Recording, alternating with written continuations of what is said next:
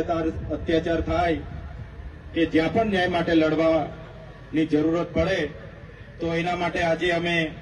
100 આગેવાનો એક મંચ પર આવીને અમે ભીલ પ્રદેશ મુક્તિ મોરચા નામનું સંગઠન આજે આપની સમક્ષ આપની સૌના સહકારથી ખુલ્લું મૂકીએ છીએ અને તમામ વડીલો, તમામ યુવાનો અને આગેવાનો આવનારા ભવિષ્યમાં આ સંગઠનને પૂરા દેશમાં આગળ લઈ જવા માટે એની વિચારધારા પૂરા વિસ્તારમાં આગળ લઈ જવા માટે સૌ આપણે સાથે મળીને આગળ વધીશું એવી જ અપેક્ષા સાથે અમે 100 આગેવાનો આજે અહીં ભેગા થઈને 100 યુવાનો એક મંચ પર આવીને આજે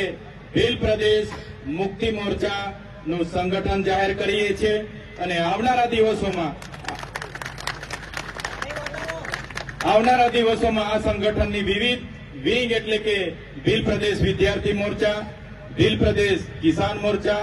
ભીલ પ્રદેશ મહિલા મોરચા કે ભીલ પ્રદેશ યુવા મોરચા પણ આવનાર દિવસોમાં જાહેર કરવામાં આવશે. તમામ ગામ સમિતિ, તાલુકા સમિતિ અને જિલ્લા સમિતિઓ પણ બનાવવામાં આવશે અને તમામ આદિવાસી વિસ્તારના નાના નાના મોટા સંગઠનો બધા સાથે મળીને સૌ સાથે રહીને આવનારા ભવિષ્યમાં